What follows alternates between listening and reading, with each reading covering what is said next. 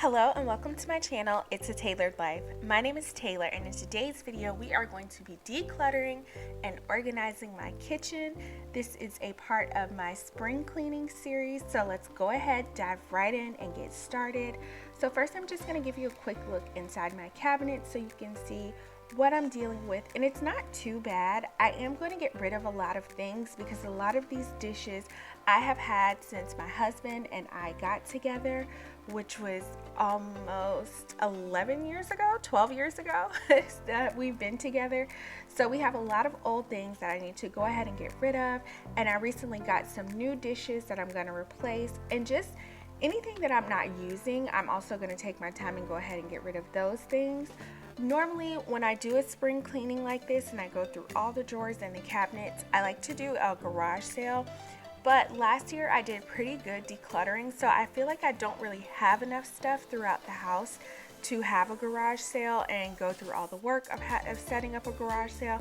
So this year I'm just going to go ahead and donate the items that I'm getting rid of that are worth donating. Like if there's anything that's like I feel like nobody would want this, I'm just going to go ahead and toss that.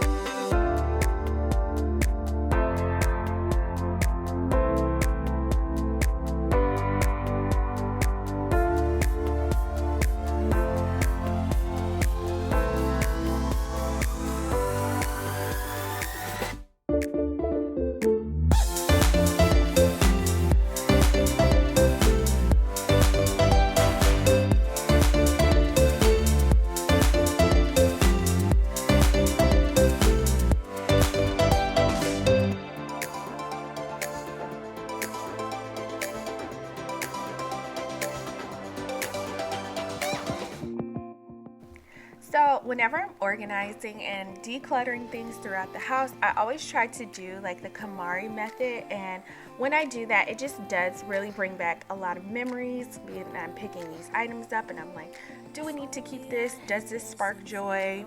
You know, what is this doing for our home? And especially going through this cabinet, some of these dishes that we received were from our wedding. We also had just a few items left over from our very first home together. So I was getting rid of some of these items, but it was like very bittersweet because it just showed me like a reminder of like how far our family has come, how we lived in this really small house together when we first got married, and then like we've grown, we're now in our like third house, we have children now, and it's just so amazing to like think back on all the memories whenever I'm going through items, because I know like items should not have a lot of sentimental value, but sometimes they really do. And I'm not the type of person who I can't get rid of something because of the memories attached to it, but I do just in getting rid of it do just take a moment like and think about like where did this come from, how long has it been around, and what has it seen. I see the door you closed is open wide, and a better version of me inside. Let me in, let me stay there for a while. I feel it now when I see that smile, like a body of water. So this cabinet I feel like always looks like a mess, like even when I organize it, because this is where I keep all of my items for the boys, their cups, their plates, their little bowls, and a lot of our tumblers. So what I'm doing now is I just went through everything that I pulled out and I made sure every cup had a top. If it does not have a top, we are not keeping it. If it's missing any pieces, if it's not fully functional, I'm not going to keep it. We do use like tumblers a lot. Around the house, we don't really drink bottles of water. We use the refrigerator, so I like to keep cups on hand. And I definitely had to kind of think to myself, like, how many do we actually need? Because I do think sometimes it does allow me to get lazy if we have too many of an item. And that's like how dishes pile up in the sink. So I just made sure to consider like how many cups do I have for each of us before putting everything back neatly.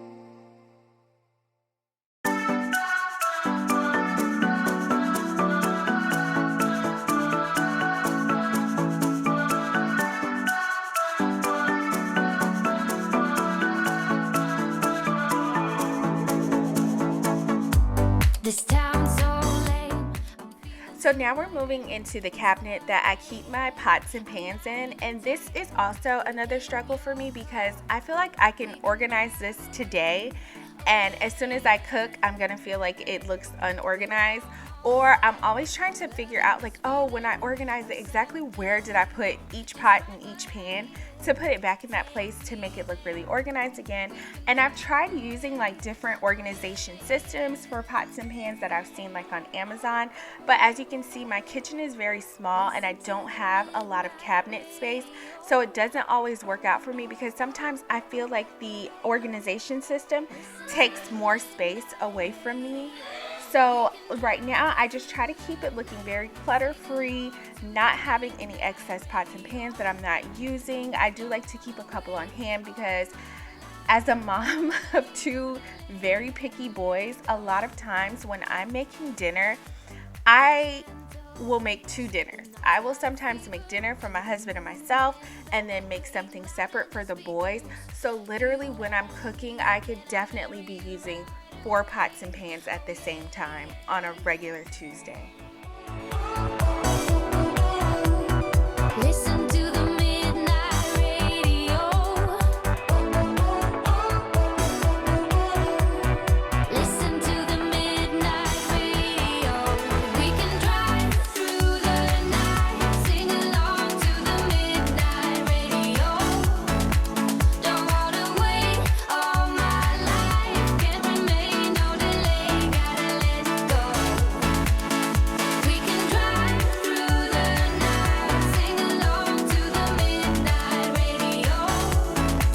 Don't wanna wait all my life, can't remain, no delay, gotta let go. So this is just a quick look at the mess that I'm dealing with as I'm working through each cabinet. These are items that I'm either needing to throw away or I'm going to donate, or they just haven't found a home yet and don't mind my chips on the counter. I was getting hungry while I was working, but I didn't want to stop and like eat lunch. So I was just like, I'll have a quick snack to help me keep working. Anytime I'm working on a big project like this, I don't know, let me know if you guys are like this. I need to see it through. Like, it's really hard for me to break in a big project, especially if it's something that I feel like I can get done in one day. I kind of just want to go ahead and knock it out, and I'll take a break when I'm done. And sometimes when I do that, especially when my boys are at school or something, I can literally go the entire day without eating if I'm working on something, because I'll be like, I'll stop when it's time to go pick them up from school. So I will just like try my hardest to work all the way through. But let me know, are you guys like people who will stop and take a break and pick it back up? Or are you the same way? Do you want to see it all the way through one time?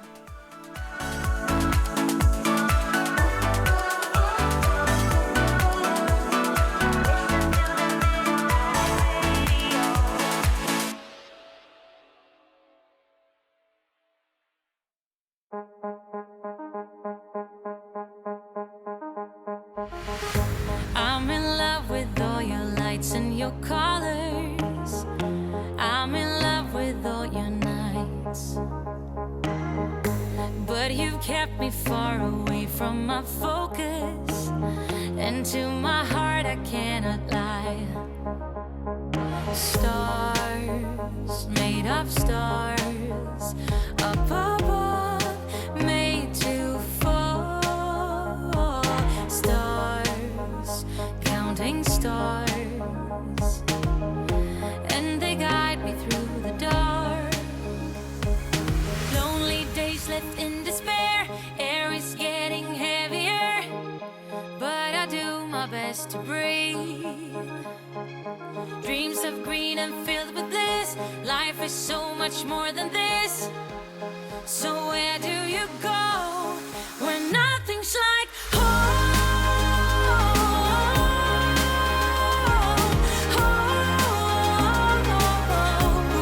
I'm going for the gold, turning off the cruise control and take the long way home. Moving on was never harder with knowledge of all the things I leave behind.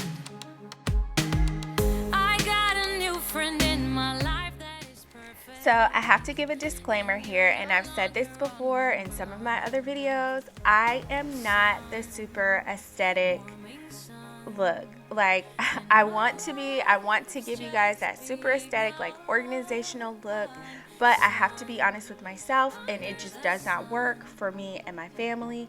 So I have tried to do the like super cute containers with my seasonings in my cabinet, and it just doesn't work out for me. And I'm always like wondering, how is it working out for other people that I see on YouTube doing this?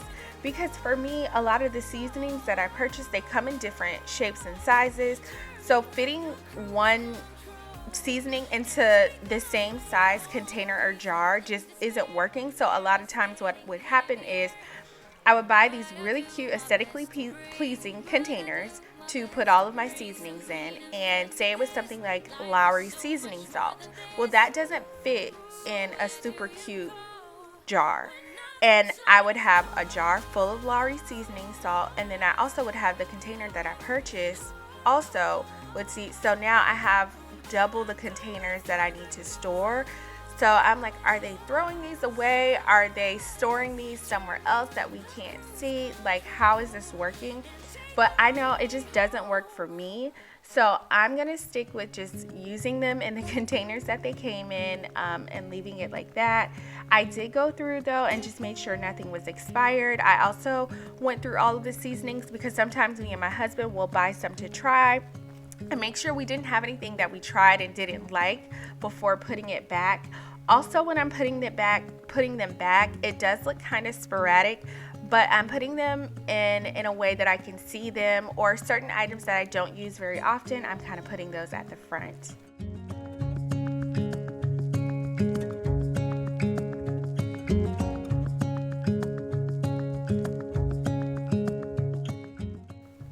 And we have a guest appearance from my husband, who's always down to help me in areas that I cannot reach. I'm not very tall, and so even standing on top of a stool, I could not reach the top of this refrigerator. So he came in quick to save me and clean the top of this off.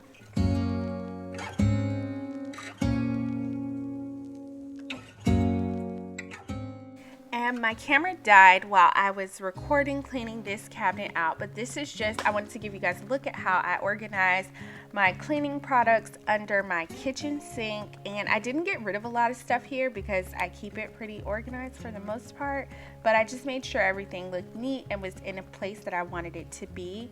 I really hope you all enjoyed this video. If you did, please give it a thumbs up and consider subscribing. Thanks, and have a great day.